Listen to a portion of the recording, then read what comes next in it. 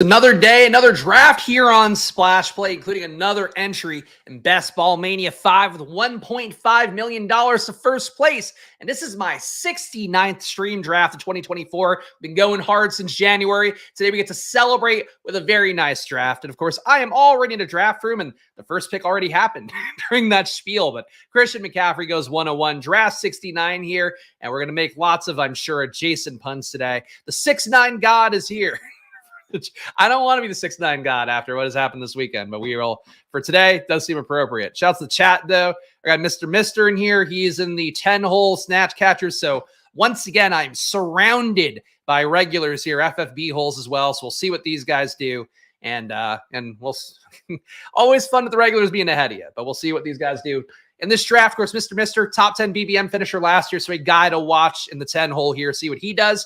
He's doing some interesting things. Sent me a team yesterday for review. Of course, one of the perks you have here of being a Splash Play member, a Squirt Squad member, so you get up to 10 team reviews from me a month, and I will give you an honest critique. Mr. was really excited about his team, had some fun stacks. I think it was Houston. There was one other one I liked, had like 3 stacks that looked pretty good. But, you know, the running back room didn't look the best. So I do point that out, try to say, hey, here's how I would maybe approach that to get you more running backs. That's the value add of the team review. So I would say that even if you are a top 10 BBM finisher, hopefully you're going to add value to your process here by just giving you unfiltered eyes. The 11 hole, though, live to take some of the guys I like. We'll see what we do. Oh, cool. Thanks, Chris. Snipe this hoe. But fuck off. I think let's set the table right away. Go fucking run a lap here, Chris. Why is it the Chris's? Why is it the Chris's that can't support a fellow Chris here on stream? Sure, I go by Spags. Name's still Chris, though. Support your boy. See, my drafts are fire. Okay. I've seen your drafts. Your drafts do a good job, too. Doesn't mean it can't get better. All right, we got snatch catchers here. Our guy Christopher going in the 9 hole. Then we got Mr. in the 10 hole. And we'll see what these gentlemen do. Swear to God. Hope they don't do something I don't like. Mr. got to take Puka here, you would think. Does take Puka. And of course, I think Garrett Wilson should go somewhere else in the world. Ideally, the second round. Marvin Harrison, come on up to the first round, buddy.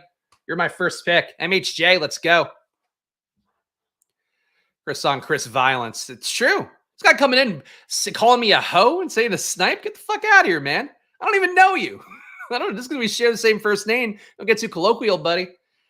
All right, Garrett Wilson falling a little bit here. I guess if there were time to do it, this would be it.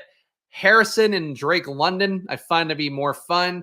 But we will instead scoop with a little bit of a value here. We'll take our Garrett Wilson chair. If he's in the second round, I can live with it. If he's in the first round, I don't want none. That's how we feel about Garrett Wilson here. Garrett Wilson, the only player who doesn't get affected by new players coming in, doesn't get affected by camp hype for guys coming in. Malachi Corley, the Jets were demanding to draft him. Both Robert Saleh and Joe Douglas over there were texting about how bad we have to get Malachi Corley. But yeah, I'm sure Garrett Wilson's target share doesn't change. Yeah, I'm sure it doesn't change with adding Mike Williams as well. Yeah. Well, we'll take Garrett Wilson today, but one of the biggest fucking ADP illogicals we're going to see. Thank you, Chris. Other Chris, I would support you, Spags. I appreciate that. Well, Mr. and Chris Ford supported me today by giving me Garrett Wilson. What a treat. Brandon, how you going to the 1-2 turn, though? No, thank you. Splashing in the shower watching Splash Play. Love to hear that. Love to imagine you guys nude showering while I do a draft. Especially draft 69. Say, just put that, take a seat right here, buddy, as it's draft 69. Rodgers a concern too. 40-year-old coming off major injury. I agree. I think there's a lot of reasons. I think Garrett Wilson shouldn't keep going at pick 10, pick 11, but the markets disagree with me. Markets are going to disagree, though. That's where you got to make your stands when you do think there's something that you don't quite, doesn't quite pass your sniff test. Sometimes you got to draw the line a little bit. But it does mean, though, if you draw the line at pick 11, you can take a guy a little bit later if he does fall to you. That's how I like to draft. I like to draw my lines with guys. You guys know the takes. You guys know who I like and don't like when you watch streams here every day, Monday to Friday at 11 a.m. But I do try to adapt, do try to diversify more my portfolio. Very important part of the game here. Challenging your own biases. Even if you could think something's going to happen the same way, can't draft that way every time. So that's why we take Garrett Wilson, even though no thank you. Adam, not nude, got socks on. There we go. Shower with your socks on. GM Spags, glad to see you're part of the MHJ to round one community day. I fucking have been a part of this community for a long time. Me and Harrison Jr., we've been going to the first round for a minute. There was one point I took about pick 7 in the big board. I'm willing to go there. I think people's discomfort with rookies is still here. We talked about it before. Our guy Daigle last year did a great job over at ETR. Now John Daigle. I remember tweeting him about this, and he had gone back at me saying rookie tight ends can never go off. Never happened before, never going to happen again. And last year, that was the big bet, was that rookie tight ends could step on the field, be good from day one. And we had a couple of them that were pretty good. Obviously, Sam Laporta being the big outlier there, but Musgrave was passable, good amount of weeks. Michael Mayer didn't quite get there, had a few usable weeks though. Obviously, Dalton Kincaid did get there enough. So you got 2 out of the big 4 that hit. People really have a hard time, I think, accepting that in the modern NFL. Rookies can just come in, hit the field, and be good day one. And that is a big part of my thesis overall.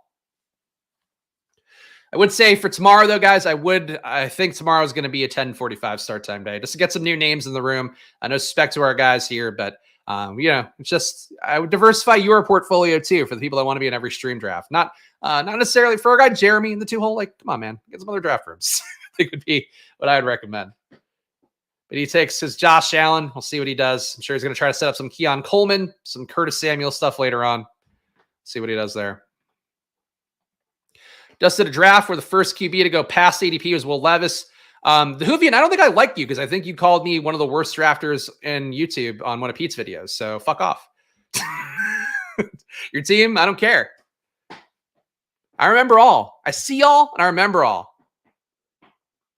Never doubt that about me. You can earn your way back in with some good chats, Hoovian, but right now, thumbs down. Cut me off in a lane, thumbs down. Travis Kelce going at 33. Josh Jacobs right after him. We are on the board. We can make some bets that I'm not making enough of right now. DK Metcalf here would be a pick that I'm not getting enough of, that I do have some curiosity about. Ryan Grubb taking over as the Seahawks offensive coordinator. Big thing for him. So I would say for DK Metcalf, I'm very comfortable with him at 30. And if he's going to go at 35, I need to get more comfortable scooping him up there. So DK Metcalf, the biggest beneficiary, his role in this offense can potentially be Rome Odunze's role in Washington last year. So that is how that goes. I want new people, so here's my new start time. I mean, the thing is that people would actually have to do that. And then if I don't do it, then they're in a draft room without me. So it's war games we have to play. The people's confidence here. Lamar goes ahead to Jalen Hurts, which not something I'd agree with. Devontae Smith, Cooper Kupp, Tank Dell.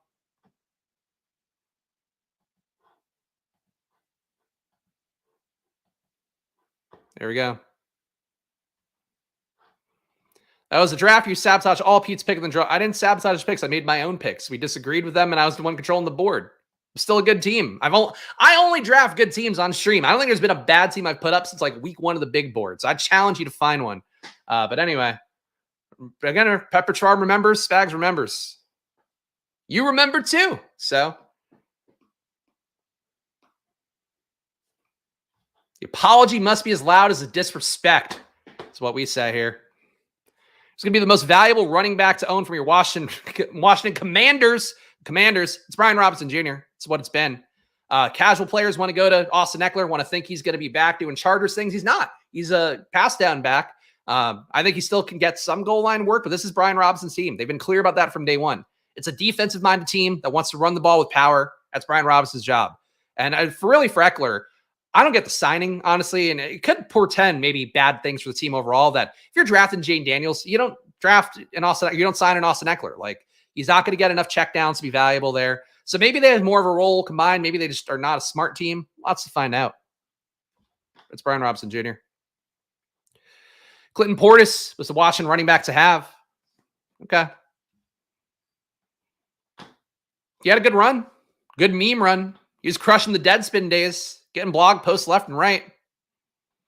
Splash Grub Curious. I'm Ryan Grub Curious. You guys know I'm as in the bag for offensive coordinators as anybody you'll see doing fantasy football content there. Think the offensive coordinator movements. One of the most important advantages in fantasy football, just knowing what coaches are going to do certain things, what coaches did their previous stop. And a lot of people don't research that, but it's very important to know what Ryan Grubb did. Ryan Grubb did Jameis Winston ball at the University of Washington last year. So if he brings that to Seattle, So they're going to run the ball because they have a defensive-minded head coach, but you can run the ball, set up the deep pass, and Ryan Grubb loves the deep pass.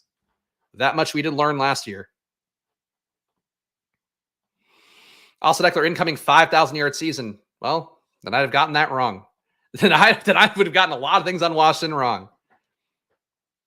But Eckler could benefit, I guess, like if Robinson gets hurt, if Eckler really outperforms Robinson in camp. I don't see that happening. Robinson is going to get you those 3 yards. He's not going to maybe get you 8 on some carries, but he's going to get you 3 every time. And for some coaches, a Dan Quinn type in particular, those 3 yards can be as good as gold.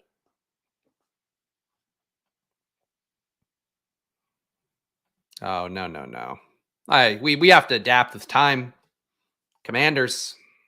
I like football team more. I thought Washington football team was a vaguely fun name. We're not going to be regressive, though. Don't drop the hashtag in here. I guess this guy with his username is clearly committed, but I think it's not a great thing, guys. I don't know if it's the hill that I'd want to die on. All right, we already 0040. We're doing some 0RB bullshit, and I don't see it stopping right now with Terry McLaurin right in our faces. Bring him in. Sit right here, Terry McLaurin, at draft 69.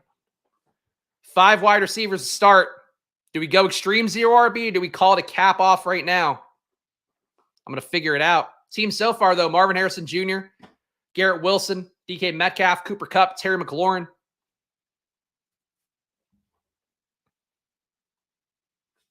What is Mr. Jones and me? Oh, Counting Crows reference. That's fun. Mr.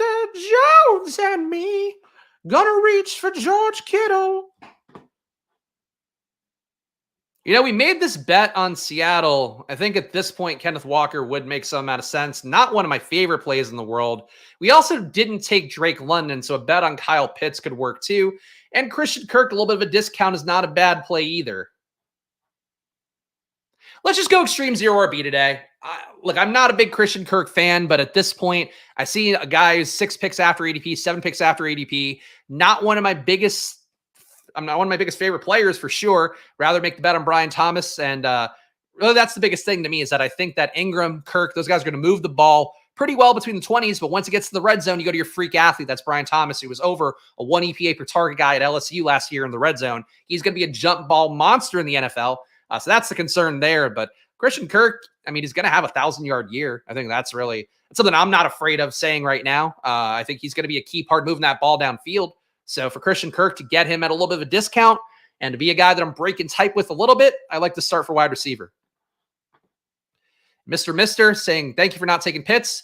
It was a close call for me, and I'm not paying attention to anybody else's teams, but there we go. We got the double stack for Mr. as well. So a win-win. I've got an extreme 0RB build where I'm not going to touch wide receiver again, at least until round 16, 17, 18 range.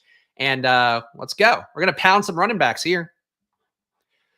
GA asking, you ever go 6 wide receivers and stop? That's what you should do. Hayden Winks has a whole article about it. If you search extreme 0RB or radicalized 0RB, you'll find the article that he wrote. And I thought that was one of the more important ones that I saw last year that I built a lot of my best teams were extreme 0RB, where you go 6 in the first 6 rounds, or for 7, I guess you could also do. But ideally the first 6, and then you don't hit it again until maybe you take a luxury receiver later on.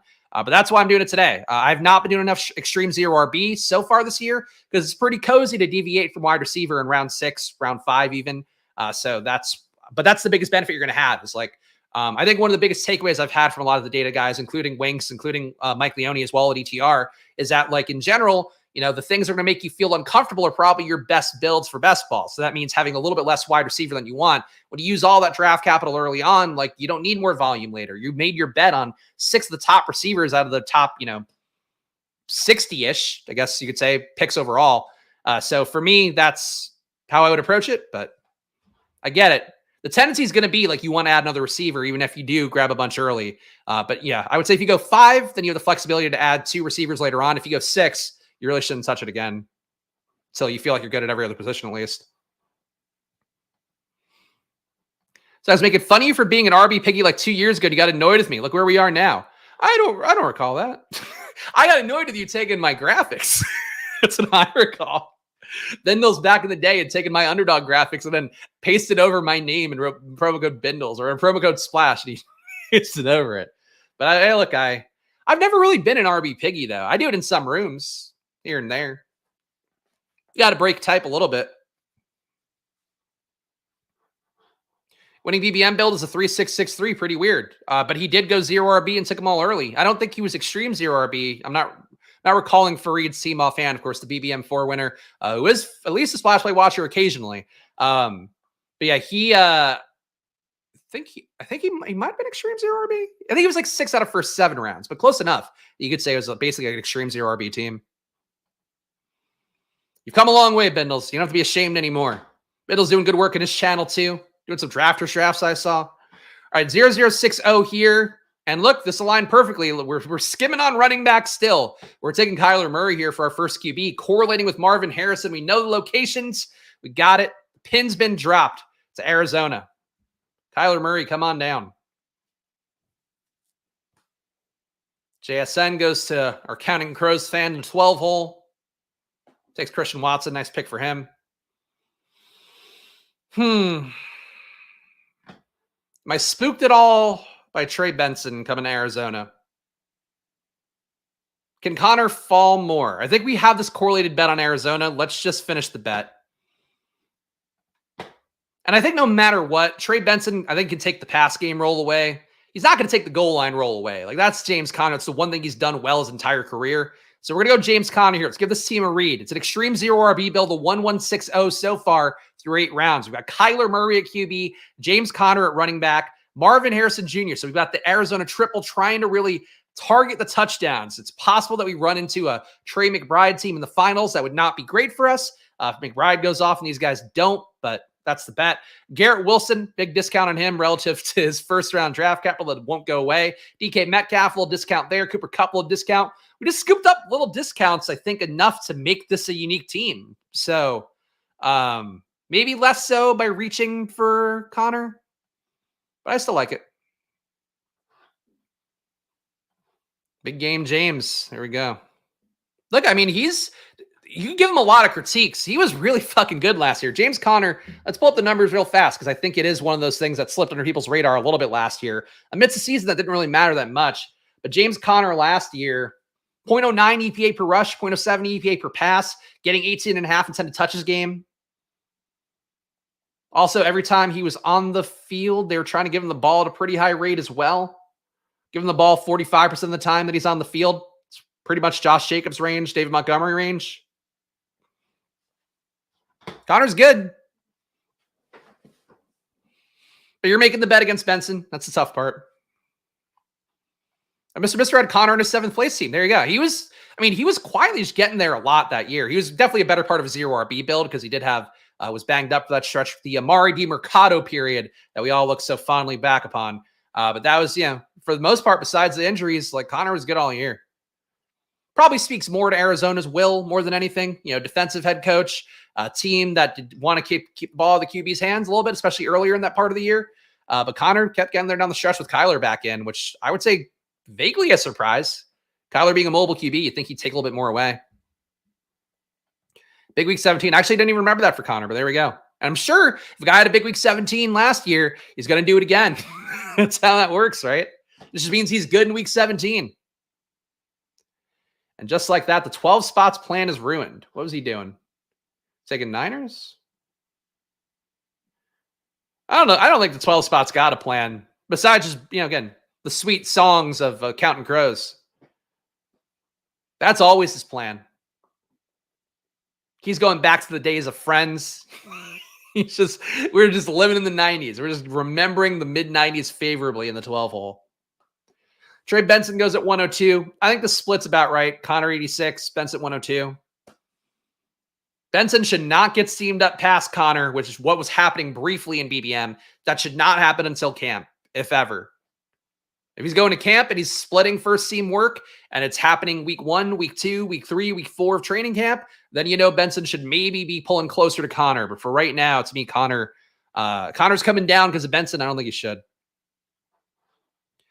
Do I think Dotson will be overtaken by Luke McCaffrey? Not necessarily. Dotson to me is a better player.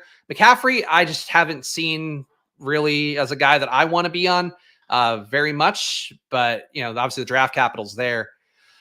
All right, what do we do here? What do we do? Obviously, Mike Williams not in play for us because we are a 0 RB team.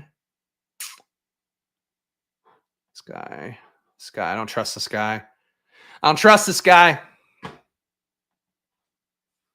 Jaden Daniels, come on down. We're correlating with our Washington, Arizona stacks, baby. I am fucking any team where you get a mobile QB as your QB1, Jaden Daniels your QB2. Just send him to the playoffs now. That's what I'd say. Jaden Daniels remains my favorite pick in a draft, though unfortunately my Drake parody cover did not do well. Disappointed here. Thought we could push Brian Robinson back. This guy takes Brian Robinson. Brian Robinson would have been a very nice addition here. Not a big Eckler believer, but I'm going to make that Robinson bet a lot. So we will, in fact, take Austin Eckler here. I gave my case against Eckler. Really don't think he's the right running back for Washington. When you have a mobile QB like a Jaden Daniels, the checkdowns aren't there. You have a good goal line back in Brian Robinson or a trusted goal line back. But I think when you're stuck here, when you get scooped on a player you want, you just got to make the inverse bet. So this is killing this in terms of me being a team where like I have my full faith in, because I like the way this started a lot. If I had Brian Robinson, I think the team is a smash through 10 rounds. Instead, it's now we're doing alternate universe shit a little bit.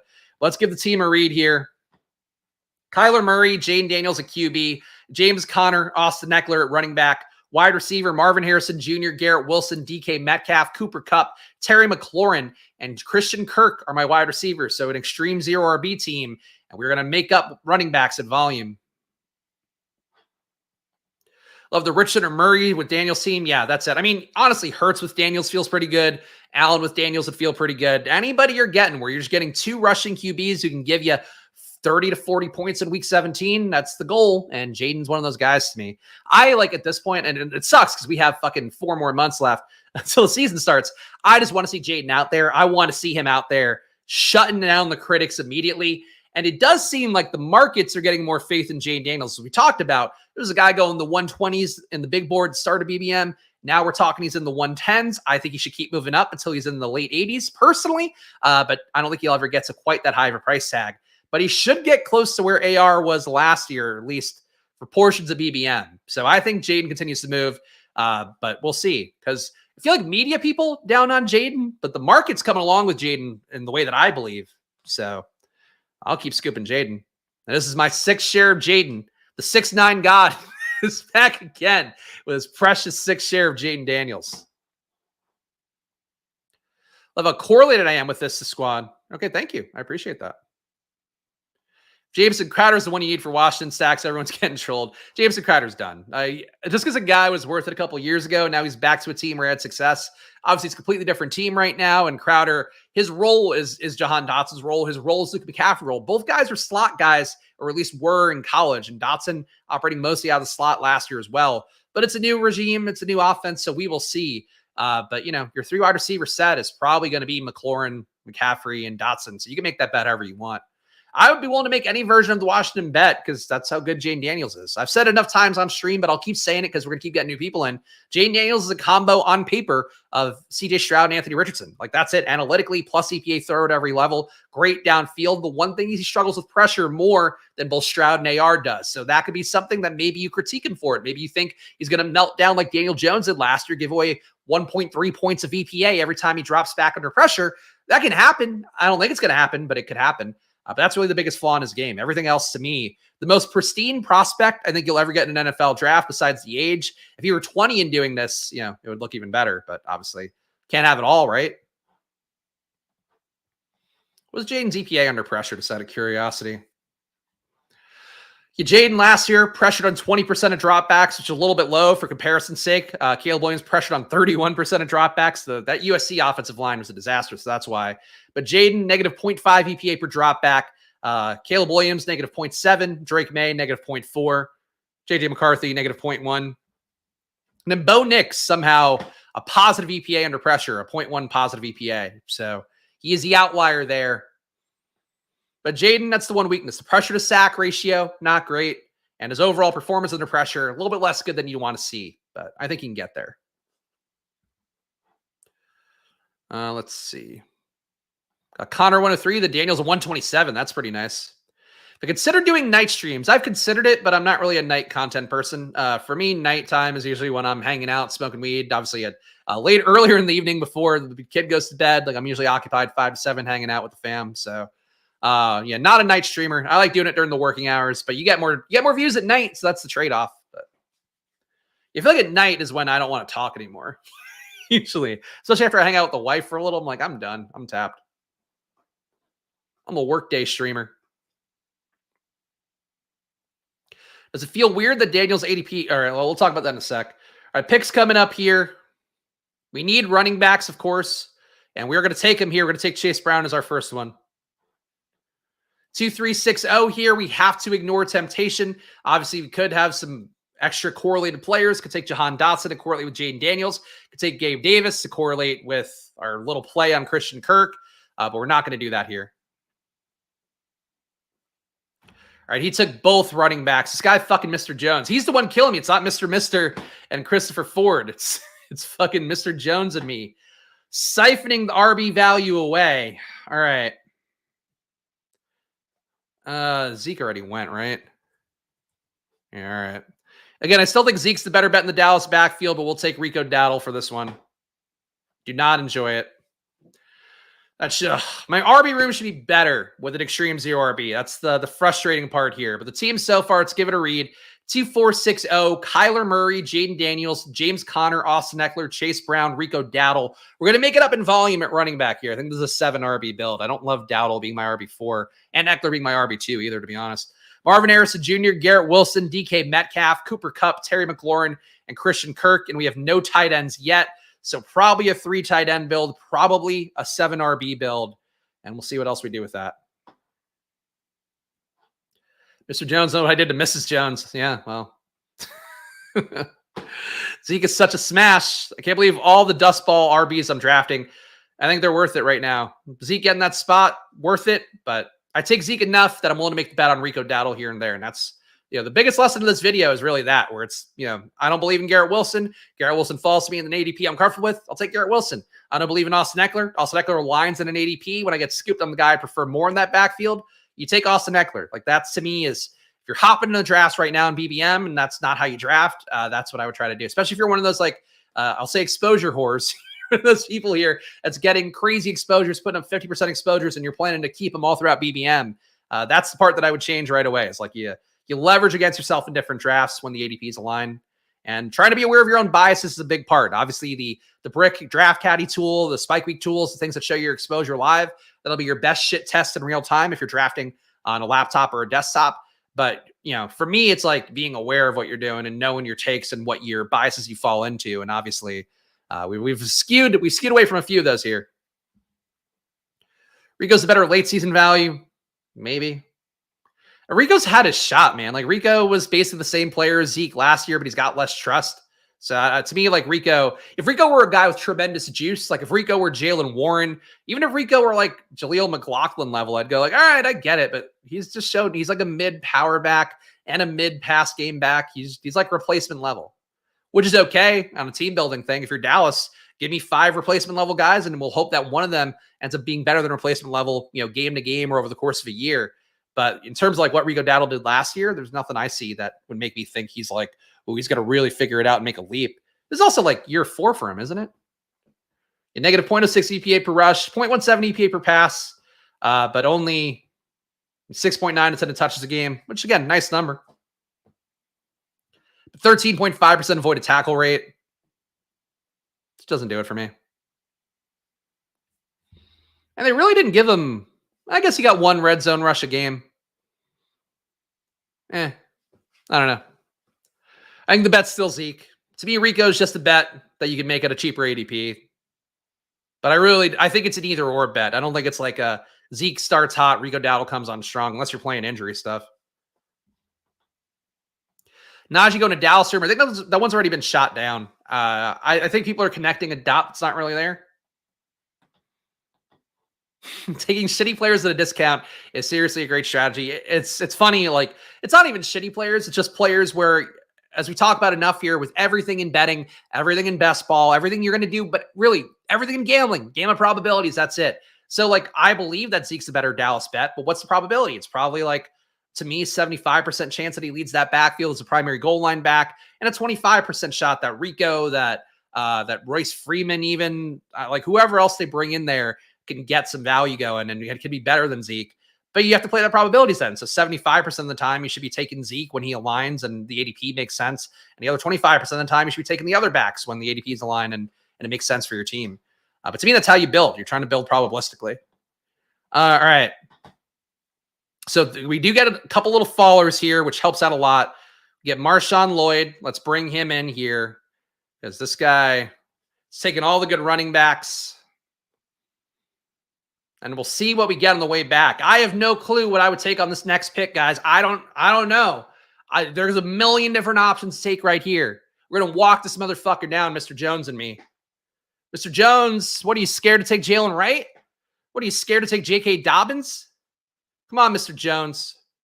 Yeah, you take Jalen Wright. That's what you do. What'd you take Jalen Polk too? Take double Jalen's, Mr. Jones. Mr. Don't do that. All right, we walked him down. We got Ben Sinnott. I don't think he's going to take Ben Sinnott, but you know how we do here. Team so far, 2-5-6-1. We just walk motherfuckers down when they're on the turn. We're on Kyler Murray, Jaden Daniels at QB. Love the QB room. RB, James Conner, Austin Eckler, Chase Brown, Rico Dowdle, Marshawn Lloyd. Make it up in volume. Marshawn Lloyd, by the way, fucking 30 spots undervalued in ADP right now. All the signal in the world from Green Bay is going to have a role from day one.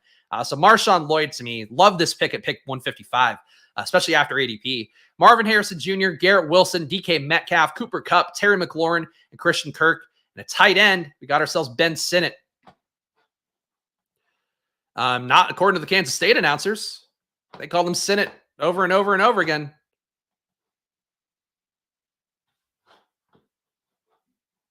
GM, brother, smoking a joint, doing drafts, the best in it. Oh, we doing British? Hey, governor.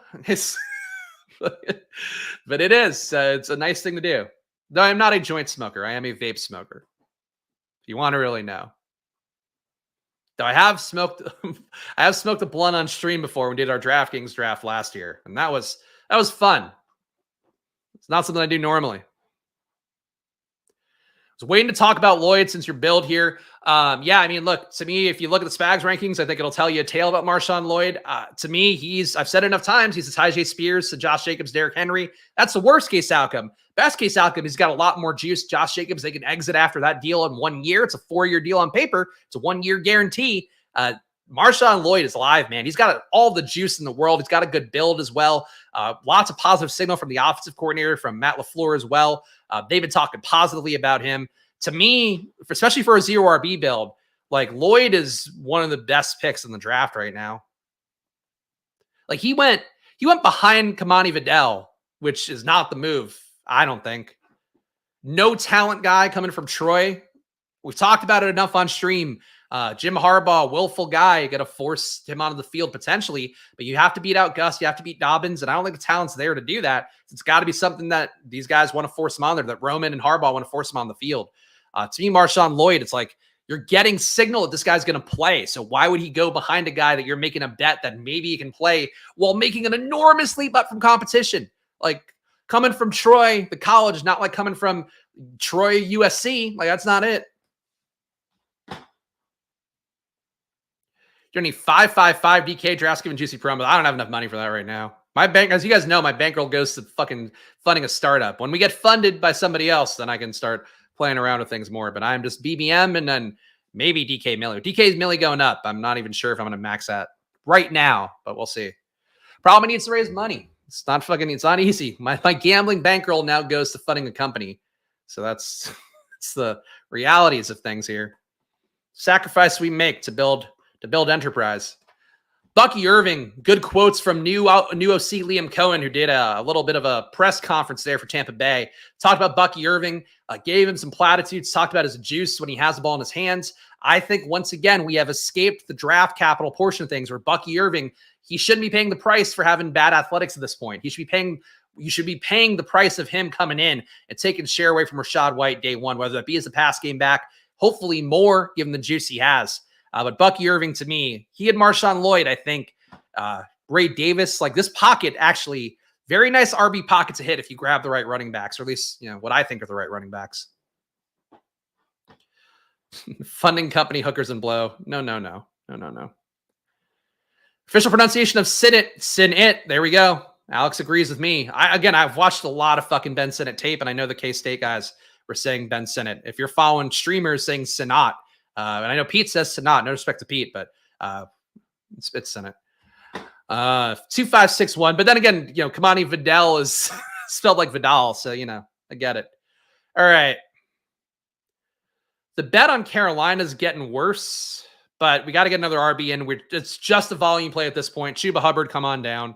Adding Rashad Penny to Carolina, not a great thing. Why did they add Rashad Penny, you might ask? Dave Canales was with Rashad Penny the last time that he got played and had juice. Philadelphia didn't like him, but he had a ton of juice the year before last in Seattle. Before he got hurt, Kenneth Walker took over as a result. So I don't know how to handle Rashad Penny. I'm not going to do it again after he couldn't get on the field for Philadelphia, but I'll take Chuba Hubbard at pick 180. And man, we gotta get tight end going too. But we still need running backs, and running back is not going to get better in the next few rounds. So we're going to go Roschon Johnson here. We're bleeding them out at running back. 7 running backs here. If you can't get quality, you make it up in quantity. 2 QB build. Kyler Murray, Jaden Daniels. Running back, we've got 7 now. James Conner, Austin Eckler, Chase Brown, Rico Dowdle, Marshawn Lloyd, Chuba Hubbard, Roschon Johnson. I worry, and this is the thing you should consider when you're drafting teams, how many of these guys are going to have projections heading into week 17? How many of these guys are going to have real roles? I have concerns for Rico, for Chuba, for Eckler to some extent, for Roschon more so. So we could potentially have 3 zeros here, which would not make me feel great. Rest of them, though, have some kind of role. So that's kind of the main bet there. Wide receiver, we have Marvin Harrison Jr., Garrett Wilson, DK Metcalf, Cooper Kupp, Terry McLaurin, Christian Kirk, and a 1 tight end build with Ben Sinnott. And I see no reason to add any more, right? Ben Sinnott's all you need. This year's Sam Laporta. Sinnott didn't. Sinnott didn't indeed. Rashad White's the anti-Buck Irving. Rashad White, elite RAS athlete, terrible at football. Yeah, I was really shocked that he did not avoid more tackles overall the last couple of years. What did he do this year? Rashad White this past year, negative 0.13 EPA per rush is not good. He was better in the pass game, even though they did kind of rip the pass game roll from him down the stretch, but a 0.2 EPA per target. But yeah, 9.9% avoided tackle rate for Rashad White. That's like zero juice. That's not where you want to be. And Bucky, Bucky in college last year was over 33%, I think. Bucky in college, obviously he's going to come down in the pros. Yeah, Bucky last year led everybody in college football besides Marshawn Lloyd and avoided tackle rate 34% and a 0.2 EPA per rush, which some of that is going to be Oregon, but it's my bet here. People disagree in the industry. So follow your lead however you want to, but I believe production at a high level in college begets production in the NFL, and Bucky produced in college at a high level. So that's basically it. Contigo, Garrett Wilson. Well, he's gone now, but that could have been a play. I still wanted the RB7 though. Pete always fucks up. We all do. I fuck up pronunciations too, but when it's a guy that I'm in the bag for, I do try to get that right. You think it's minus EV to draft in the morning while most casuals are at work and where most sharps are drafting at the time? Interesting question. The softest time to draft is always overnight because you get drunk people not paying attention, people falling asleep. So that's still the one I would fundamentally say is the softest, but your mileage may vary. All right, I think Jatavian Sanders should be higher. Got one of the best outcomes overall. So we're doing 2 rookie tight ends here, which I can live with. But, might want to add a 3rd tight end, but we'll see what Mr. Jones and me does. After he's been throwing me curveballs all game. All right, 2762. He takes Chig and Estime, 2 guys who I would have been okay with. Tight end. I am still okay making a bet on Michael Mayer. Darren Waller is not retired yet. Tucker Kraft to me is contingent value, but okay, contingent value probably gets you some work. Dulcich, maybe. I'm still in the bag for Michael Mayer enough as a tight end 3 to take him here. Believe that the Raiders are going to run a lot of 12 personnel next year. That's been one of my beliefs, which would still be Mayer's the risk point. Bowers is not getting played off the field no matter what. Mayer could get played off the field, so you do need to see 2 tight ends out there because he's probably playing behind Brock Bowers for most of next year. But the team here, final team, a 2-7-6-3. So a unique build here. We have Kyler Murray, Jaden Daniels, 7 running backs with James Conner, Austin Eckler, Chase Brown, Rico Dowdle, Marshawn Lloyd, Chuba Hubbard, Roshan Johnson. If you can't make it up in quality, you make it up in quantity. Wide receiver, we never went back. We took our 6 and never touched it again. Extreme zero RB build with Marvin Harrison Jr., Garrett Wilson, DK Metcalf, Cooper Kupp, Terry McLaurin, Christian Kirk. We have the correlation for Washington, Ben Sinnott as well, Jatavian Sanders, Michael Mayer. So some mini correlations here for, I would say, fairly esoteric at this point. Carolina touchdowns, Chuba, bad outcomes for him, abound with Jonathan Brooks and Rashad Penny getting added, but maybe we capture a few touchdowns there. That's going to be the hope. You know, you looked the time of day in the Best Ball Manifesto, said there was an actual soft spot in the early afternoon Easter time. Wasn't a huge difference, though, of course. There you go. There we go. Agreed that Vidal should not be priced in front of Lloyd, but J.K. Dobbins will be on IR by week 4, and Gus Edwards is Gus Edwards. Fine making that cheap. I agree if it's cheap. He just shouldn't be ahead of Marshawn Lloyd. Seems okay. I'm still flaccid. That hurts. These Malachi Corley drafters are going to hate it when it's Rodgers guy. Yeah, that's possible. I mean, Alan Lazard has been historically a slot guy, but, you know, Malachi Corley is living in Aaron Rodgers' guest house. So that's a positive, I suppose. I think we're gonna call it one draft today, guys, just because of the fact that I like to save the 2 for Friday if I can, and frankly, I don't want to blow my load in BBM a little bit too early. So nice, unique team that'll be difficult to replicate. I love to hear that from Young Beastie. Of course, guys, we're doing drafts every Monday to Friday at 11 a.m. So this one was a fast one, a 40-minute draft. But please subscribe down below. Please hit that like button no matter what. I show up and do the drafts Monday to Friday at 11 a.m. And that is a promise here. I'll talk about the data. I'll talk about my takes. I'll explain it. I'll read your chats and try to give you the reasons why I agree or disagree with you. That is the only show in the world you're going to get that every single day. Of course, with the news updates, with everything going on, we talk about it all here. So that's the reason you should be hitting that like button and subscribe down below, both of which help me out a bunch here as an independent proprietor of a channel. Of course, Underdog, promo code SPLASH on there. This is your last week, by the way, to get the full deposit match. Next week, they're moving to a 50% deposit match. It'll be a little bit higher potentially, but you have to put in more money to get that 50%. So take the advantage of it. If you're new to Underdog, promo code SPLASH right now. Double your deposit up to $100 before that goes away. And it is going away, I believe, actually end of this week. So do that now. Probably my baby. Build your bankroll for best ball. Change your life in sports betting. Use promo code SPLASH on there to get 50% off your first month or even a year. That means getting all of our data for under $10 for a month, under $100 for a year. Best deal you will find. Stochastic, Sims as well, still going off there. I've seen a few more signups coming in. Play some MLB, play some PGA, play whatever. They have the tools and data for you. Promo code SPLASH on there will get you 15% off on Stochastic. Link in the description as well. Shout out to all the fine folks who hit that join button. Of course, you too could be supporting the show, being a part of the Squirt Squad, and also getting my Spags rankings, which are now available on the community tab, as well as in the Squirt Squad VIP Discord that you get as being a part of a paying member. Just make sure to sync your YouTube to your Discord, and you'll be good to go getting that channel in there. So check it out. And of course, team reviews as well. I owe a couple guys reviews. I'll be hitting them after the show, but something to keep in mind here. 10 team reviews a month for me. And hey, gamble responsibly. Do that. And also, Draft 69, bonk, bonk, bonk. Here's me eating pussy and dicks. For Draft 60. I'm sorry. The only best ball stream you're going to hear that phrase. And then here's how we feel on Draft 69. There we go. This too. Follow me at Chris Spags. This is me. Follow me at Chris Spags. Follow the show at Splash Play Pod. Come back tomorrow for more. Another draft coming up then. I will see you guys. Enjoy your days.